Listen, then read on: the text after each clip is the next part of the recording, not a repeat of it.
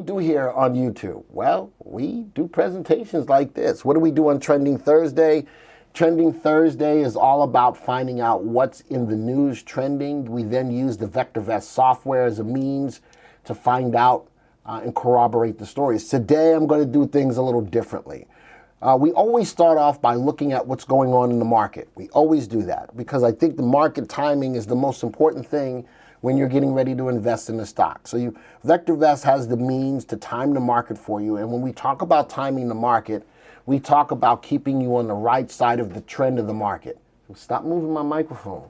Oh my gosh, Joey comes into my office and he tears stuff up like you own anything in here. Wow. All right. Just stop touching my stuff. We'll see. All right. Anyway, we talk about what's going on with the VectorVest software to help you to make money in the market. Today, though, after we do our market timing, I am going to be more specific in showing you how to use the power of the VectorVest software to find out what's trending. All right. We can always look and see what stocks are in the news trending, but whether you're a subscriber or not, the power of the VectorVest program needs to be put on display. I am going to show you how to find what industries are trending, because an industry that's moving up tends to have what? Stocks that are moving up. So if you really want to jump on board with what's trending, we're going to use the power of the VectorVest software. If you are here and you're not a subscriber to the VectorVest software, we will give you an opportunity to take a trial out. It's great that I can sit here and talk to you about how great the software is, but a lot of times you're going to want to do it on your own. So not only can you take a trial of the software, but if you look below the video, any stock that you have that you're interested in, that you either own or you're interested in, we have a free stock analysis for you. You can click the link below this video and you can get a free stock analysis. And I think that will put you on the road to just seeing how powerful this software is. And it's going to tell you the truth. It's not going to tell you what you might want to hear.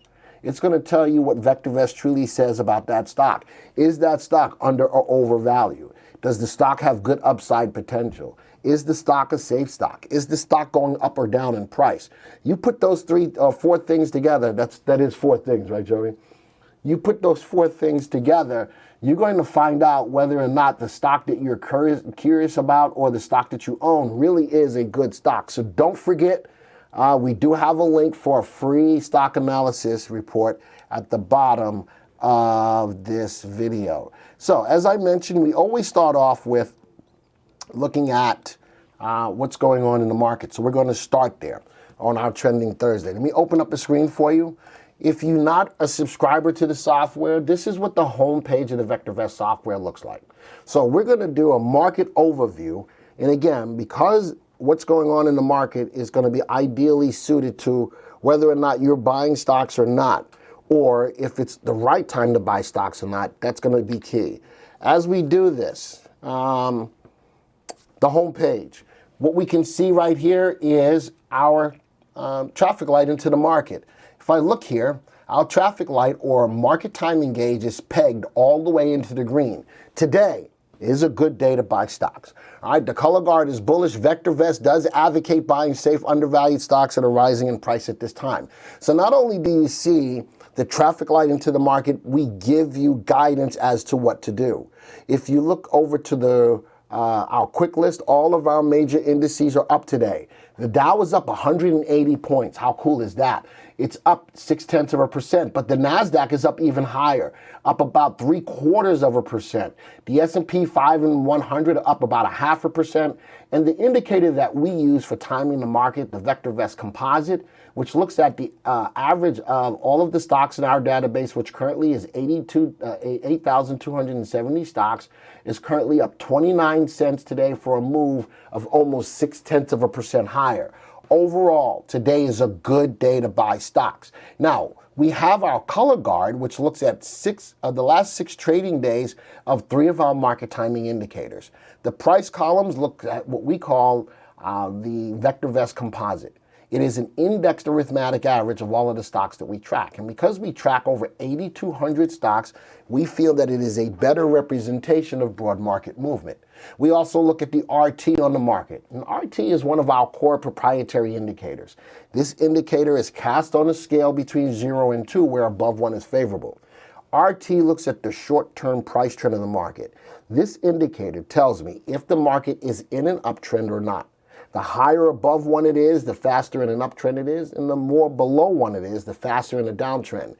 From a market timing perspective and looking at the trend of the market and keeping you on the right side of the trend, the RT today is at 1.08, above the value of 1. There's also a green light, which means that this indicator rose on a week-over-week basis from 1.05 and rose on a day-over-day basis from 1.06. Green indicator on RT, the market is in an uptrend.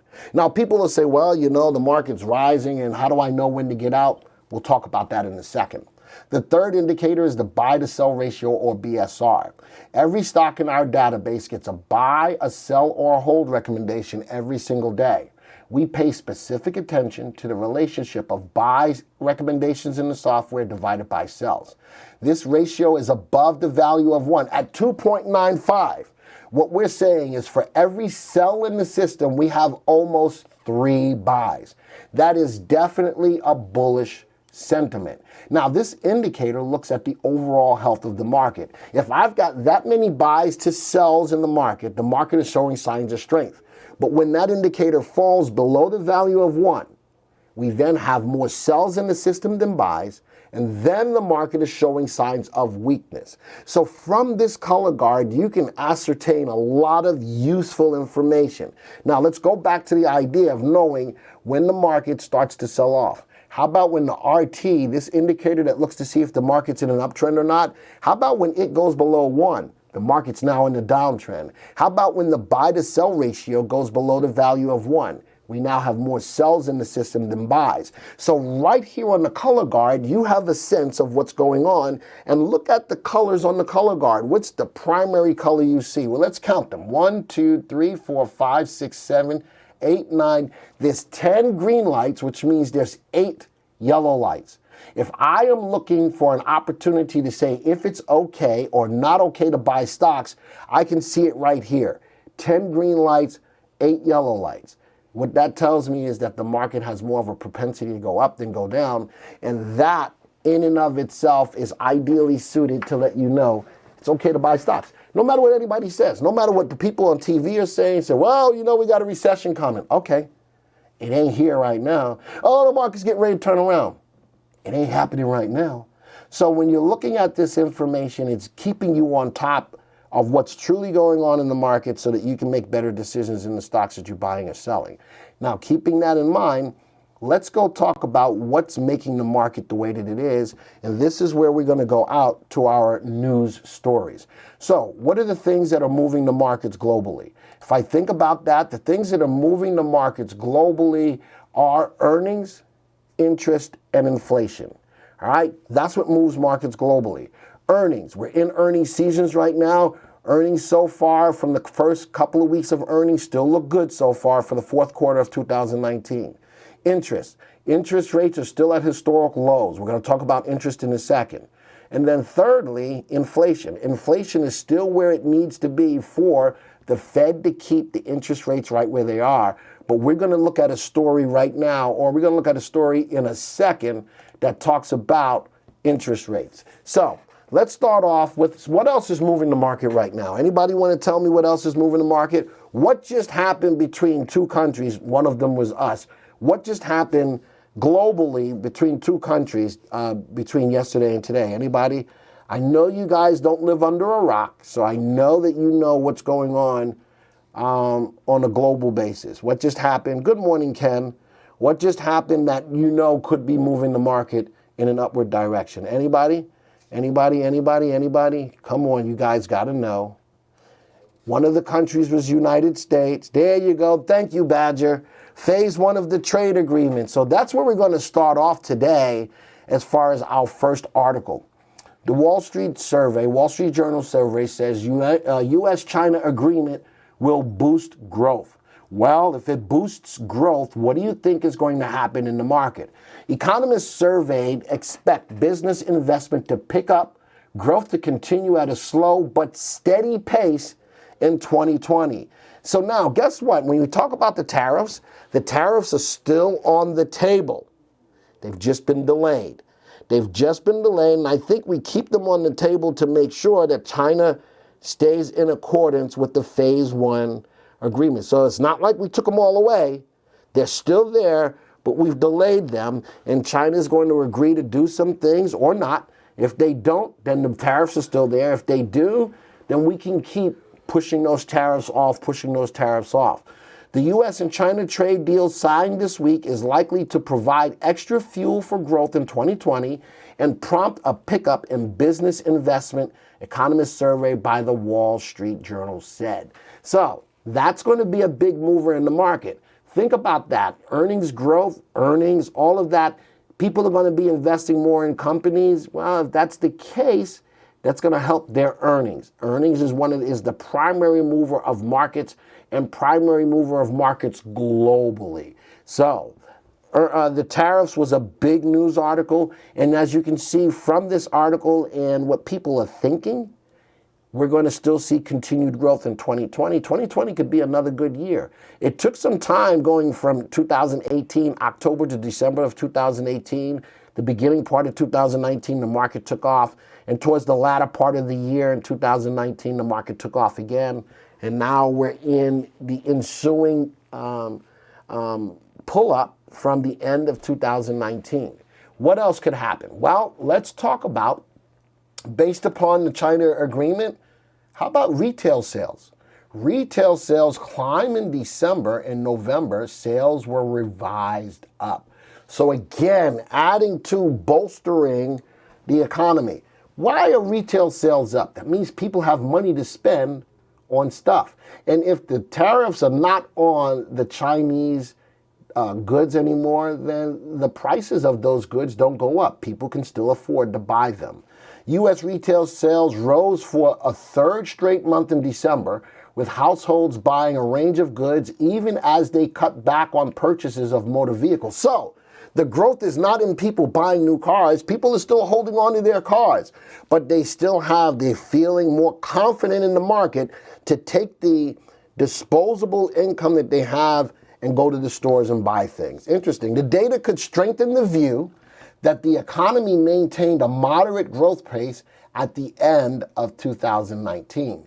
Retail sales increased 0.3% in December, while November sales were revised up to a gain of 0.3%, the Commerce Department said.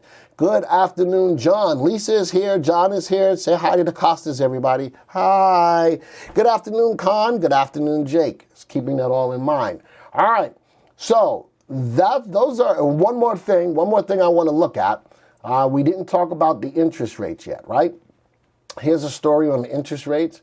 This is a very interesting story. I want you guys to pay attention. The Fed could use negative rates if U.S. recession strikes, Goldman Sachs chief economist predicts. Now, this is the opinion of one somebody. All right, one somebody. Was that a song? One somebody.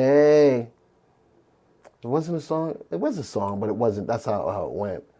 You better da da da da da da da da da. Anyway, it was a song. Somebody.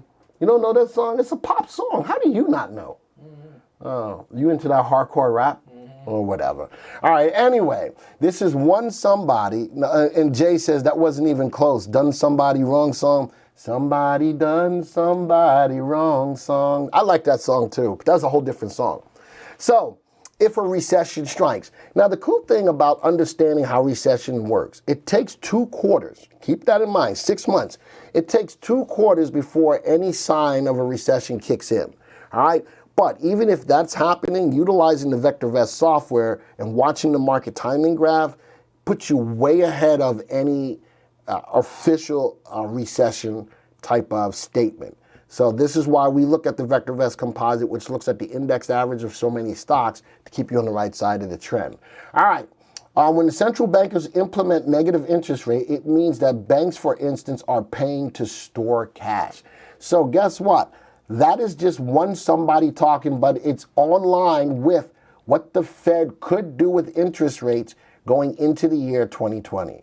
All right, so I think the Fed news or interest news is going to be a big news story going into 2020. Everybody in the house say whatever, Jay. All right, stop. You got Joey laughing. Stop. And Joey's doing this sitting next to me. You see what you got started, Jay? Stop. And that's exactly what Joey's doing. He's reading what you say. Stop, Joey. All right. Now we have all of this news looking at what's going on in the market.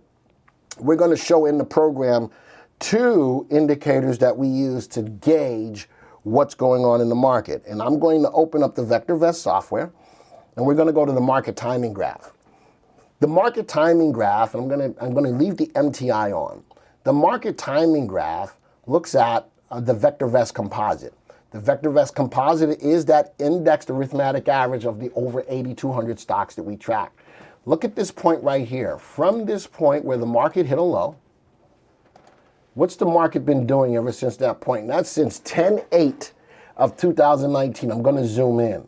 All right, about 3 months worth of data. What is the market doing? That's 10, 11, 12, 1. Yep, about 3 months worth of data. What's the market doing? The market is definitely moving higher. We are in a bullish market. But this is what I don't want you to lose track of and why it's important to have a software like VectorVest. The market is still hitting historically new highs, all right? I am going to put on a horizontal line at that value of about 1.5 on the VectorVest MTI. When the MTI hits a level of about 1.5 to 1.6, the market is at a level where it's looking for a top. Where are we right now? Look at that. So this is why we say, yes, the market is moving up. That's great. What else is going on? This uptrend from this level of a low, this uptrend is long in the tooth. All right? This uptrend is longer in the tooth. The further away you are from an initial call coming off of a bottom, the more riskier the trade becomes. So in this case, if you're still buying stocks, it's okay to buy on up days. Like today is a good up day, good open candle, very little wick at the top. Definitely a good up day. But keep in mind where we are. The market is at a level where we're looking for a market top. I'm going to put this on a 1-year graph. Look at every time the market gets to that level of being at a top, what does the market tend to do? That's a little bit of a pullback. That's a little bigger of a pullback. That's a little bit of a pullback. It took some time before it got up above that level before the market pulled back, but that's a little stronger of a pullback. Now, we've had some pullbacks in the market, but look at the levels of the MTI during those pullbacks. They were not at that level of 1.5. We're now at that level of 1.5 once again. All I'm telling you is that what goes up must come down. And what goes up must come down. What kind of candlestick is that, says Khan? A bullish one. Nothing specific in it. If I zoom in, the market gapped up. That's just a bullish candle. That is just a bullish candle. Whereas I can look at some of these candles, one white soldier. That's a bearish engulfing with follow through. That's a hammer, which is a possible reversal, follow through, and moving up. There's no specific candle right there, Khan, all right, except for it is an up candle. Does that make sense, Khan? Good question, by the way. Good question.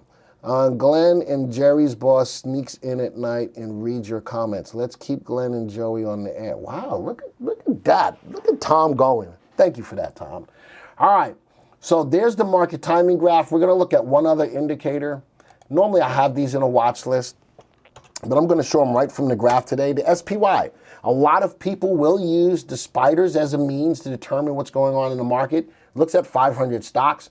We can clearly see when the market was in a little bit of a channel. We broke out of that level of resistance, and look at that run up, and look at that. The S&P still hitting new highs. I have a 3 and an 8 exponential moving average on the S&P 500 and definitely moving higher. So Both indicators, the spiders and the VectorVest Composite, are moving higher. We see the news in the that I showed you, why the market is still moving higher. So keeping that all in hand, that is the market in review. Thank you for taking the time to watch this video. Now, if you're new to the software or would like refresher information about the software, click on this Getting Started video right here. Thanks to all of your input, here's a YouTube video that we think would be perfect for you. Click right here. If nothing else, folks, just hit the subscribe button right here.